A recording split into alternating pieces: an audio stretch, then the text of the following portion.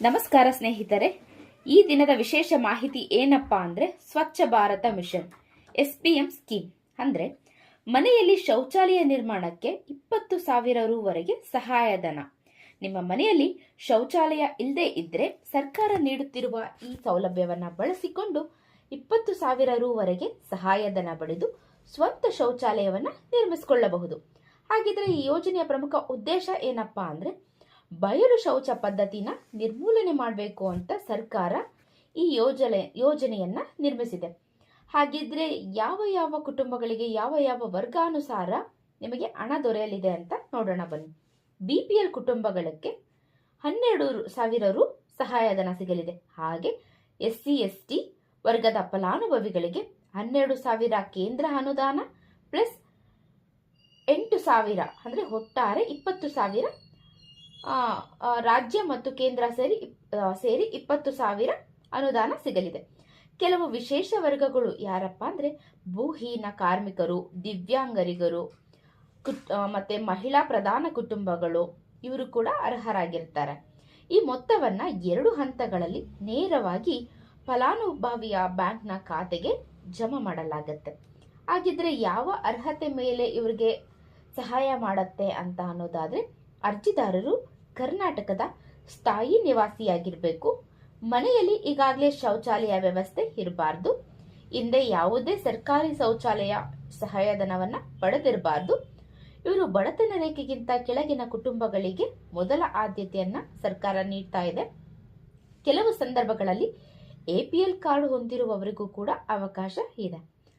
ಅರ್ಜಿ ನೀವು ಸಲ್ಲಿಸುವಾಗ ಬೇಕಾಗಿರುವಂತಹ ದಾಖಲೆಗಳು ಏನಪ್ಪಾ ಅಂದ್ರೆ ಆಧಾರ್ ಕಾರ್ಡ್, ರೇಷನ್ ಕಾರ್ಡ್, ಬ್ಯಾಂಕ್ನ ಪಾಸ್ಬುಕ್, ಮೊಬೈಲ್ ನಂಬರ್ ಹಾಗೆ ಪಾಸ್ಪೋರ್ಟ್ ಸೈಜ್ ಫೋಟೋ ಬೇಕು.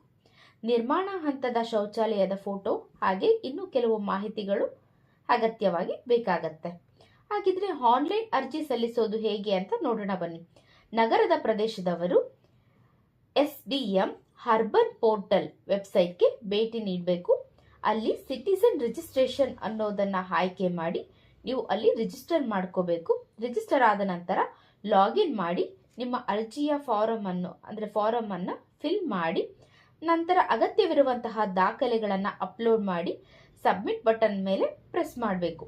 ಹೀಗೆ ಗ್ರಾಮೀಣ ಪ್ರದೇಶದವರು ಕೂಡ SBM ಗ್ರಾಮೀಣ ಪೋರ್ಟಲ್ ಅಲ್ಲಿ SBM ಅರ್ಬನ್ ಪೋರ್ಟಲ್ ನಗರದವರಿಗೆ, ಗ್ರಾಮೀಣ ಪ್ರದೇಶದವರಿಗೆ SBM ಗ್ರಾಮೀಣ ಪೋರ್ಟಲ್ಗೆ ಭೇಟಿ ಮಾಡಿ ಅಲ್ಲಿ ನೋಂದಣಿ ಮಾಡಿ ಅಂದ್ರೆ ರಿಜಿಸ್ಟರ್ ಮಾಡಿ ನಂತರ ಲಾಗಿನ್ ಮಾಡಿ ನಿಮ್ಮ ಜಿಲ್ಲೆ ಯಾವುದು, ತಾಲೂಕು, ಗ್ರಾಮ ಪಂಚಾಯಿತಿಗಳ ವಿವರವನ್ನ ಸರಿಯಾಗಿ ಆಯ್ಕೆ ಮಾಡಿ ನಿಮ್ಮ ಅರ್ಜಿಯನ್ನ ಸಲ್ಲಿಸಿ.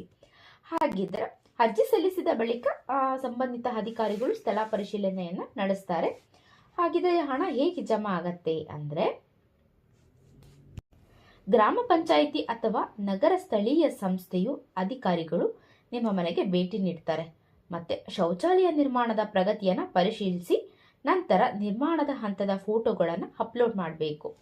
ಅನುಮೋದನೆಯ ನಂತರ ಹಣವನ್ನ 2 ಕಂತುಗಳಲ್ಲಿ ನೇರವಾಗಿ ನಿಮ್ಮ ಬ್ಯಾಂಕ್ ಖಾತೆಗೆ ಜಮಾ ಮಾಡಲಾಗುತ್ತೆ.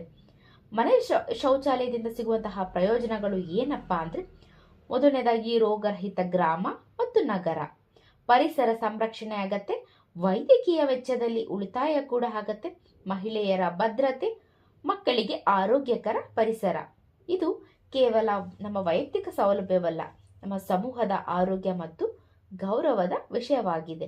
ಇವತ್ತಿನ ಮಾಹಿತಿ ನಿಮ್ಮೆಲ್ಲರಿಗೂ ಉಪಯೋಗ ಆಗಿದೆ ಅಂತ ಭಾವಿಸ್ತೀನಿ. ನಿಮ್ಮೆಲ್ಲರಿಗೂ ಧನ್ಯವಾದಗಳು.